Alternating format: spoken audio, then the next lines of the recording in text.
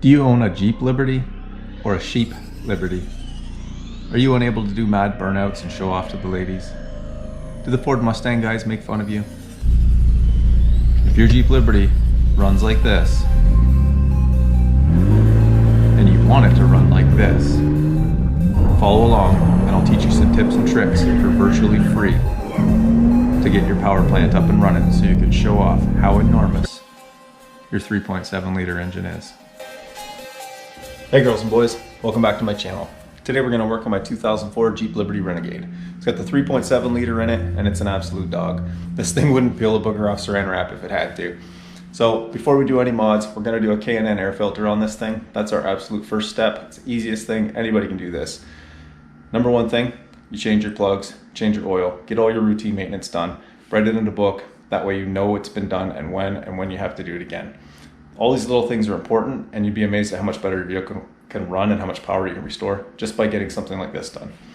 So with that being said, watch my video here. You're going to see this thing has no power. It can't even trip the tires.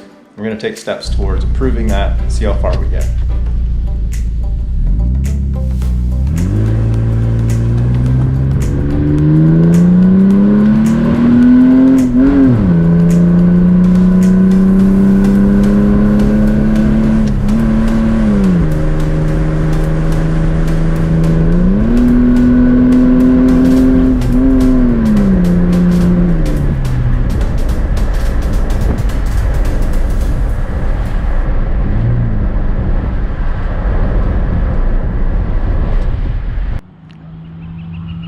So today's project is to take the stock airbox and pipe off the throttle body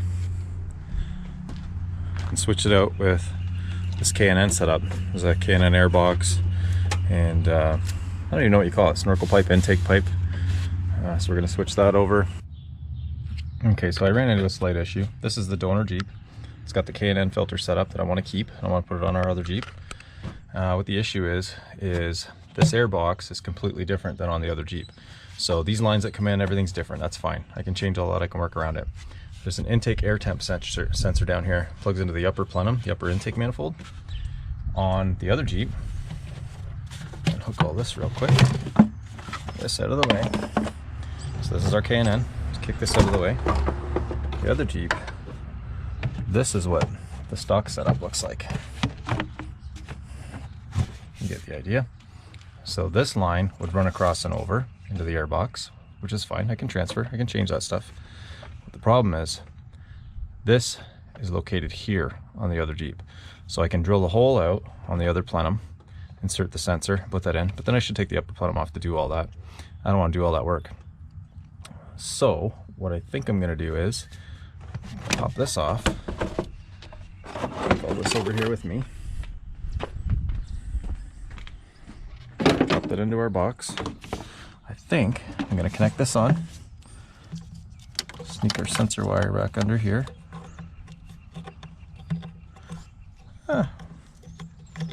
Well now, I has the dumb.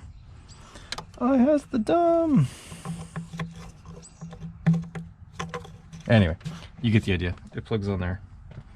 And then what I think I'm going to do is I'm going to cut this off, toss this section away, and then connect K&N hard pipe onto there.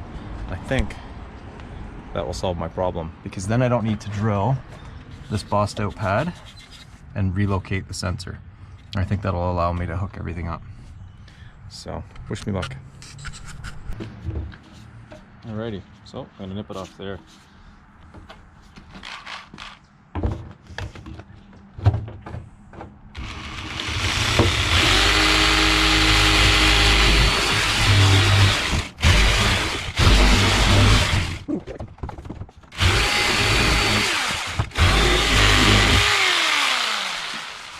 Ta-da! Tried not to suck, and I didn't. Cool. Yada yada yada. Alright, let's see how we made out. So I clean this up with a bit of sandpaper, get all the burrs and gunk off. Put that baby on there. lug it down.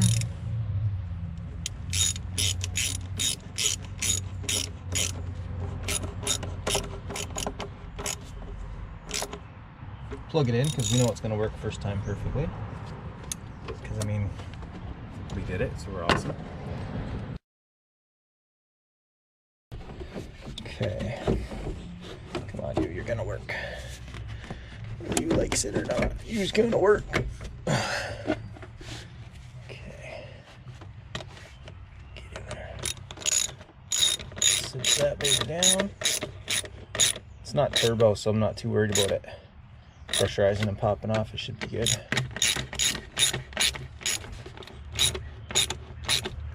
Stocky jalopy. Okay, what do we got left?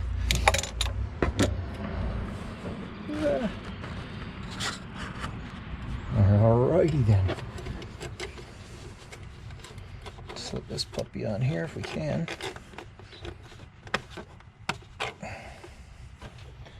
I need bigger muscles.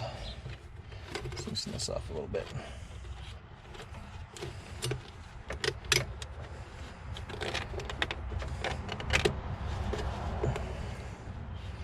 I don't want it covering all the K&N. Covering the stickers. Let's see this look.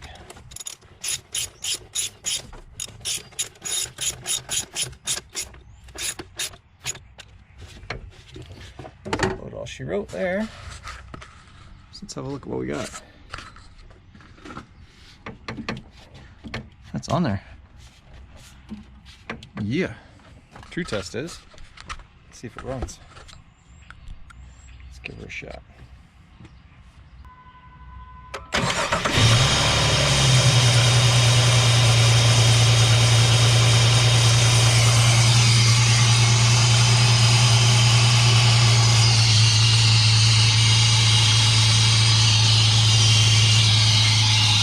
She's a noisy bugger.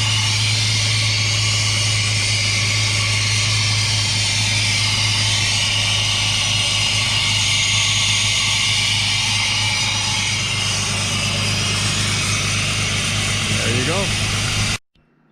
So I've got a little clip coming up of me just driving the Jeep, you know, pouncing on it a little bit, showing you the power that we've gained.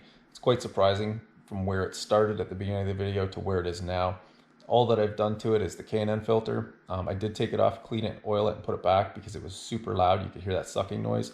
It's a lot quieter now than it was. That was just because it was a used filter. Nobody'd ever cleaned it, I'm assuming. I dropped the exhaust off and I went for a drive like that. The reason I did that is I have another exhaust that I'm going to put on, but I wanted to see the performance I've gained. You know, now that I've got fresh air coming in, I've got a good tune-up, the engine's running well. I want all that fresh air that's coming in to exit quicker as well. So it just shows you how much you can free up. And believe it or not, it made a huge difference on the low end torque in this thing. It feels like more of a dog on the top end. It's still pretty lame, but there's more mods coming up if you follow the future videos. I've already done all the work. The Jeep is finished, but it's gonna take some time for me to put these videos out. It's a lot of editing in between. There's a lot of footage. So keep an eye out for that. But for now, watch this little clip. I think you'd be surprised at how much power we gained with just basic tune-up and a K&N filter. It really wasn't much at all, and it's only gonna go up from here.